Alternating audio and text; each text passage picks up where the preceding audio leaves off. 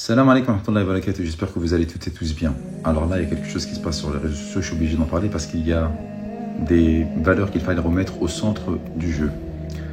Qu'Allah fasse miséricorde à notre frère rappeur, je crois, c'est Ouai Renoir qui est mort, rahmatullahi alayhi. Pourquoi je dis rahmatullahi alayhi? Parce que c'est un musulman. Et là, il y a une polémique qui sort sur les réseaux sociaux où vous êtes toujours là, justement, à mettre les gens sur le devant du tribunal populaire. Chacun y va de son commentaire. Chacun y va de sa petite explication et chacun y va, subhanallah, justement, de sa sentence. Parce que parfois, on veut donner des sentences. La première catégorie des gens, c'est de manière absolue. Ouais, qu'Allah lui fasse miséricorde. Voilà, c'était presque, mashallah, le frère, il était au top du top. Waliullah salihin, il faisait partie des privilégiés d'Allah, subhanahu wa ta'ala. Et tu as une deuxième partie, malheureusement, qui est encore pire, qui dit ouais, c'est n'importe quoi, le frère, il aurait dû se repentir avant sa mort, c'est n'importe quoi ce qu'il est en train de faire, c'est pas maintenant qu'il fallait penser à Allah Azzawajal. Et il ressortent, subhanallah, une de ses lyrics qu'il avait dit lors d'une de ses chansons. Et il y a une troisième partie qui est un peu plus mesurée, qui dit ouais, bon voilà, Allah Azzawajal, il est miséricordieux, il peut pardonner à n'importe qui. Moi, ce que j'aimerais vraiment vous dire, parce qu'à un moment ou à un autre, lorsqu'on parle, faut arrêter de dire n'importe quoi, il faut rappeler ce que dit Allah Azzawajal et son messager là-dedans. Allah Azzawajal dit Ya ibadiya alladhina asrafu ala anfusihim la taqnatu min rahmatillah inna Allah yaghfiru dhunuba jami'a innahu huwal ghafurur rahim. Allah subhanahu wa ta'ala nous dit une parole incroyable: ô vous mes serviteurs qui avez été injustes envers vous-même, qui avez dépassé les bornes envers vous-même, ne désespérez jamais en la miséricorde d'Allah, car Allah pardonne tous les péchés sans aucune exception, car Allah est infiniment pardonneur, infiniment miséricordieux. Donc, ça, c'est une partie qu'on le doit garder. Mais justement, la taqwa, ce n'est pas de croire qu'Allah subhanahu wa ta'ala est pardonneur à chaque fois. Il ne faut jamais oublier qu'il est également shadid al-iqab.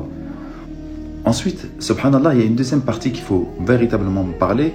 C'est, on entend que ouais, c'est trop tard, c'est pas maintenant. Pourquoi? Parce qu'on a entendu que le manager du frère, qu'Allah lui fasse miséricorde, veut en fait empêcher toutes les personnes d'écouter sa musique.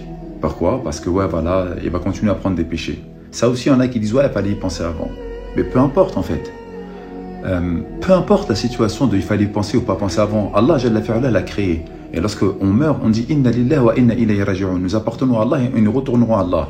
Allah le jugera comme lui il veut. Il veut lui pardonner, il lui pardonne. Il veut le châtier, il le châtie. Peu importe. Néanmoins, il y a une chose importante qui est très intéressante. Au-delà, justement, du fait que la musique est halal ou haram, il y en a qui disent ouais, c'est n'importe quoi. Et même les Français non musulmans, nos concitoyens, qui se sont emparés de la question en se posant la question ouais, est-ce que vraiment la musique, je comprends pas, c'est des valeurs universelles, ça permet. Peu importe, je rentre pas là-dedans parce que c'est pas ça le plus important. D'accord? On va pas rentrer là-dedans. Ouais, il y a certains savants qui ont parlé de. Non, c'est pas ça. Il y a des gens qui disent ouais, il fallait y penser avant. Le frère, ils disent, et dont son manager, si j'ai bien compris, hein, parce qu'on n'est jamais sûr de l'information, mais peu importe, parce que c'est justement la sagesse qu'il y a derrière. Il dit qu'il faut arrêter d'écouter sa musique pour pas, justement, continuer à empiler des péchés pour notre frère qui est défunt.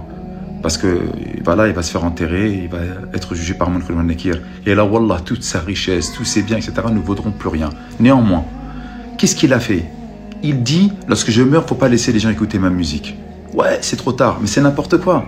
Je vous rappelle juste le hadith sahih rapporté dans le Bukhari et dans Muslim d'une personne qui était justement en train de faire énormément de péchés. Et lorsqu'elle arrive à la fin de sa vie, il demande à ses enfants, bien qu'il faisait des péchés, lorsque je meurs, prenez mon corps, brûlez-le. Et ensuite prenez une partie, des cendres, jetez-les dans la mer et une autre partie dans le désert. D'accord ou pas?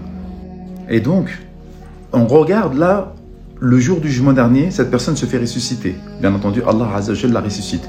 Et elle se présente devant le Créateur suprême des cieux et de la terre, lui qui a commis beaucoup de péchés et qui avait peur justement de sa rencontre avec Allah Azzawajal. Allah lui pose la question, mon serviteur, pourquoi justement as-tu fait cette chose-là? Pourquoi justement as-tu brûlé tes cendres et qu'on les jette dans une partie de la terre et dans une autre partie de la terre? Et regardez ce qu'il a répondu, subhanallah, cette personne, j'avais peur de ta rencontre. Allahu Akbar. Et pour cela, parce qu'il avait la crainte d'Allah, subhanahu wa ta'ala, il a été pardonné, il est rentré au paradis. Subhanallah. Alors moi, ce que j'entends du frère, c'est qu'à un moment ou à un autre, il était dans la musique, il était dans la dunya, il a grandi dans le rap, il a fait peut-être n'importe quoi, etc. Mais lorsqu'il laisse une wasiya, lorsqu'il laisse dans son legs, ou lorsqu'il demande aux gens, ou même lorsque son manager dit arrêtez de lui rajouter des péchés, c'est qu'au fond de lui-même, il savait qu'il avait rendez-vous avec Allah, subhanahu wa ta'ala. Il savait qu'il allait se faire juger.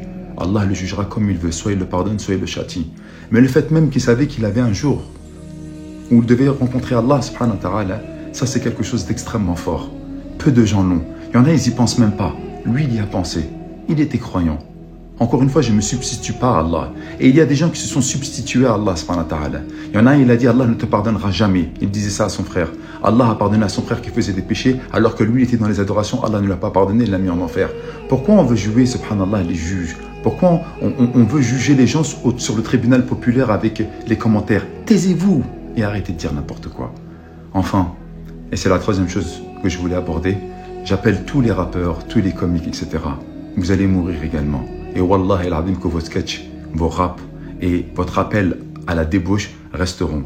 Comment vous allez rencontrer Allah? Cette mort-là est un rappel pour nous tous et un rappel surtout pour ceux qui sont dans le showbiz et même les influenceurs. Craignez Allah et revenez à la réalité. La mort existe, la mort fait mal et la mort frappe n'importe qui, n'importe quoi. Et donc, faites attention à vous. Wallahu ta'ala alam. Subhanaka Allahumma bihamdika ashhadu an la ilaha illa anta astaghfiruka wa atubu ilayk. Wassalamu alaykum wa rahmatullahi wa barakatuh.